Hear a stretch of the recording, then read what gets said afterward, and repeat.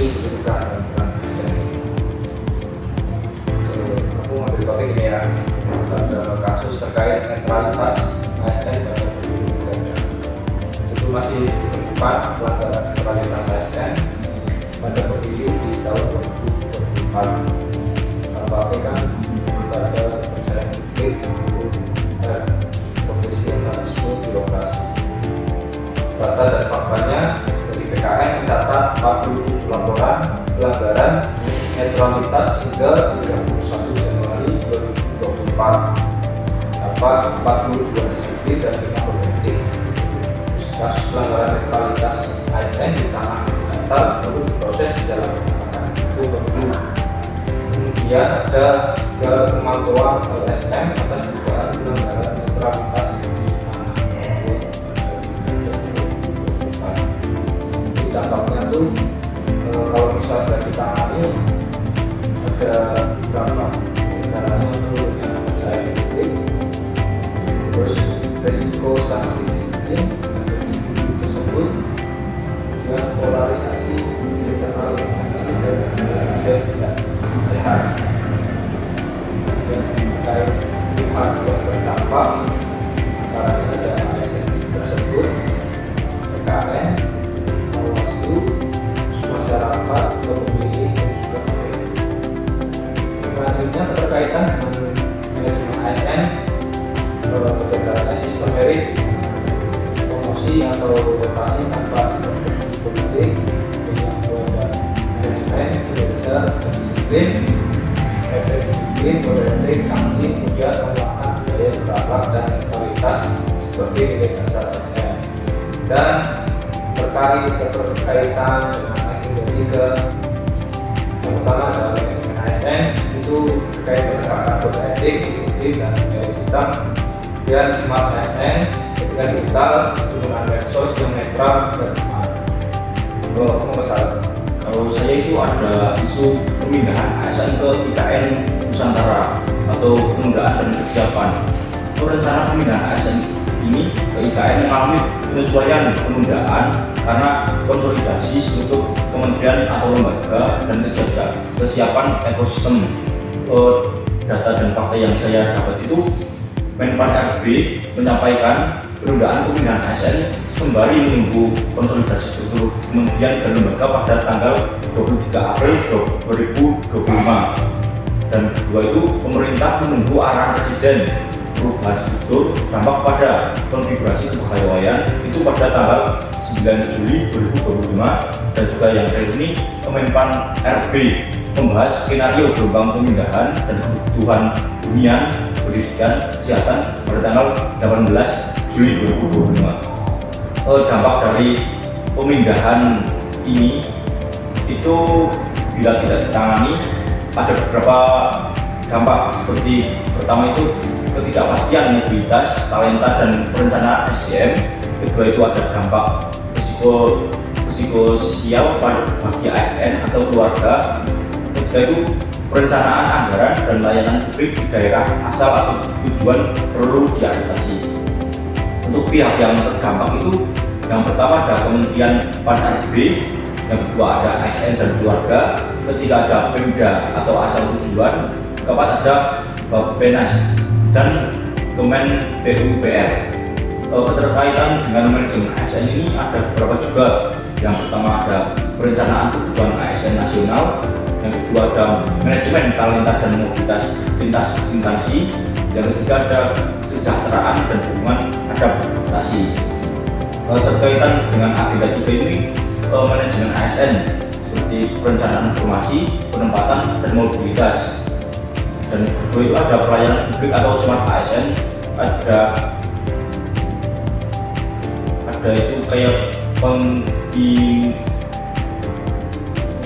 pembimbingan agar layanan tidak terganggu itu. Kalau kamu apa lagi sebenarnya? Ada itu dari saya kesehatan mental ASN yang saya mencoba ini di daerah DKI Jakarta. Survei di lingkungan daerah DKI Jakarta itu mengungkap bahwa ternyata ada 15% ASN mengalami masalah kejiwaan. Selain itu 60% ada ASN yang overweight atau berat badan. Kemudian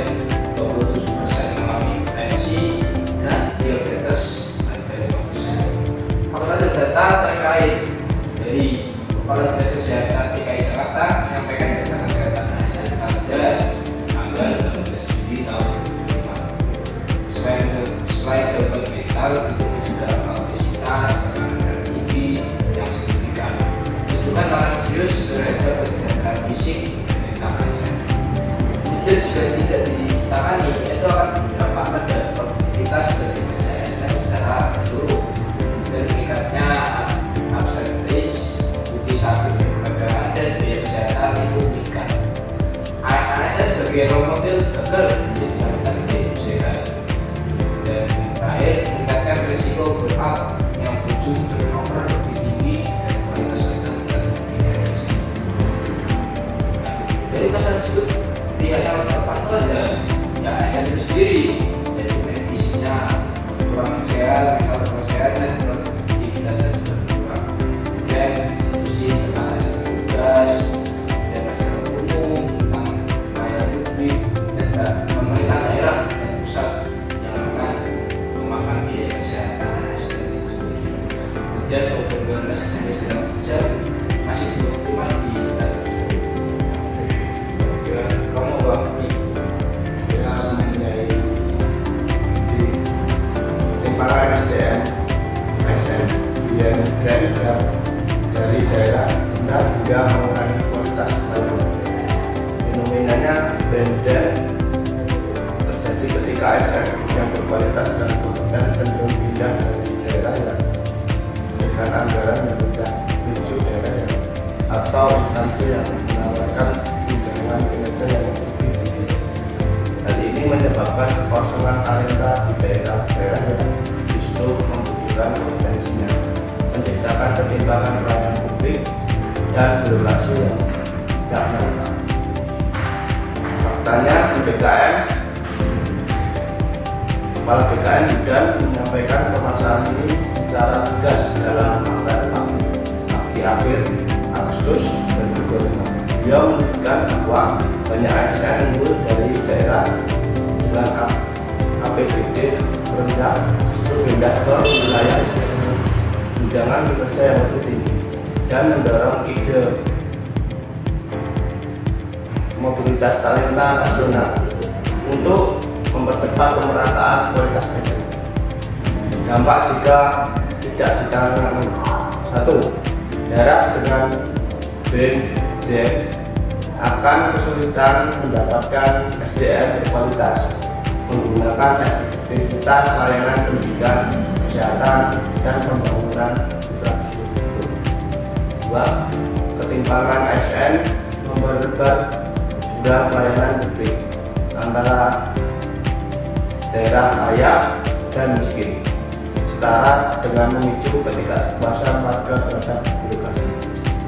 3. Menghambat pencapaian pemerataan pembangunan dan mengancam harmonisasi nasional dan dalam reformasi birokrasi.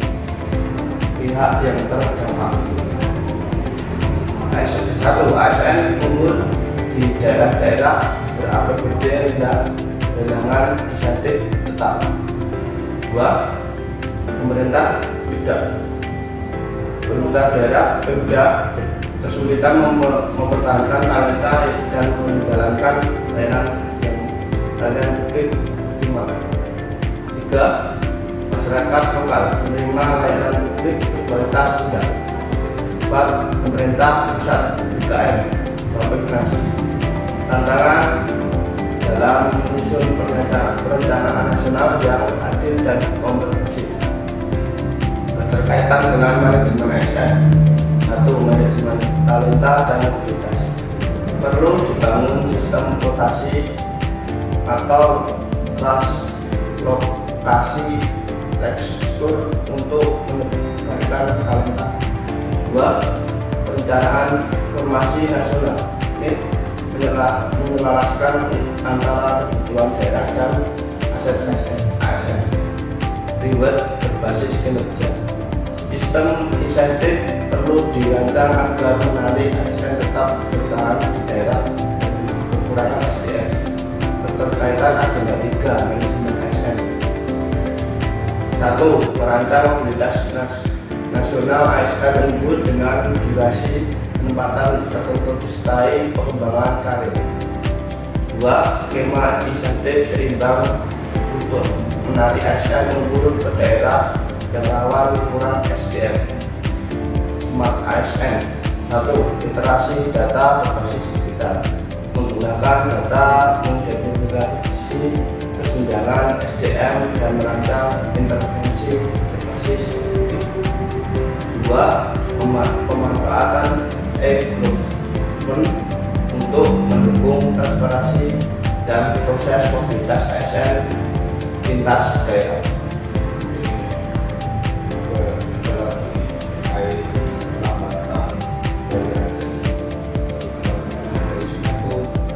Berapa misal di Pemprov Riau Januari 2025 ada puluhan keterangan dari PNS, dan di sana juga gaji P3K itu kekurangan untuk administrasi pasca pelantikan Juni 2025. Nampaknya juga sama dan memerlukan motivasi kerja masih yang harus digaji kerja. Itu ada gangguan finansial. Pihak yang terdampak juga beberapa ASN atau beberapa masyarakat sebagai nelayan, dan ada keterkaitan dengan manajemen ASN itu manajemen kinerja dan terkait ketepatan pembayaran, kemudian perencanaan keuangan ASN, integrasi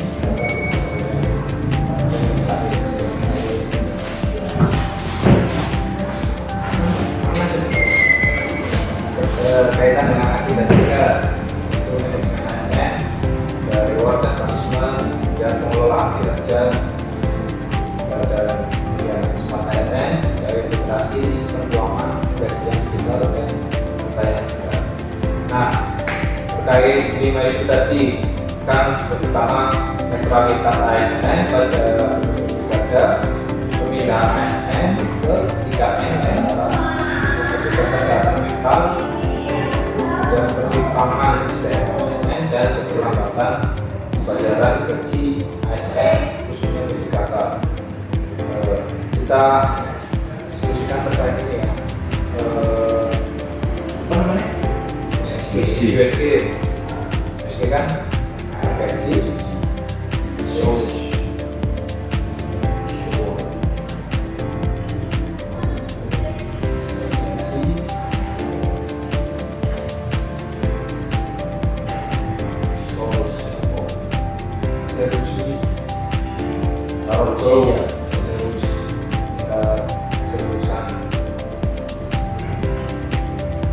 kalau menurutku sih ini sih terkait netralitas ASN yang jadi pertama karena ketika misal netralitas ASN itu strategis karena berkaitan langsung dengan integritas ASN dan yang lain juga atensi, cuma kan ini kita cari yang atensi buat kita jadikan isu yang terkait masalahnya kurangnya pemahaman ASN tentang batasan netralitas dan pengawasan lemah dan daya patronase politik ASN ditekan batasan sanksi tegas juga tetap dilakukan berjalan. Dan terkait masalah tersebut solusinya dari kita. Saya ada satu solusi untuk masalah tersebut itu seperti sosialisasi atau edukasi, program literasi politik netral berbasis ekonomi KASN dan BKN sebelum pemilu atau pilkada dimulai. Dan terkait sanksi juga ya, sanksi dan transparan juga, dikasih transparan kasih pelanggaran ini Pak kami ada yang lain solusi atau rekomendasinya itu dari tahu dan mereka memaksa kita sebagai sendiri hukum, mereka itu sudah tidak boleh ditindak atau berbeda sudah mereka bisa menolak paksaan. Saya menerapkan kalau sebagai ASN diharapkan menjadi role model implementasi beradaptasi dengan cerdas bermedia sosial. Yang kedua, menggunakan digital techniques, bulliness agar tetap profesional di era online. Oke, berarti kita ambil kesimpulan dari 5 isu tadi. Isu netralitas ASN pada pemilu atau pilkada saya jadikan sebagai top isu ya, paling krusial karena menyangkut integritas, demokrasi, dan citra demokrasi. Kalau jika tidak segera ditangani, mungkin akan merusak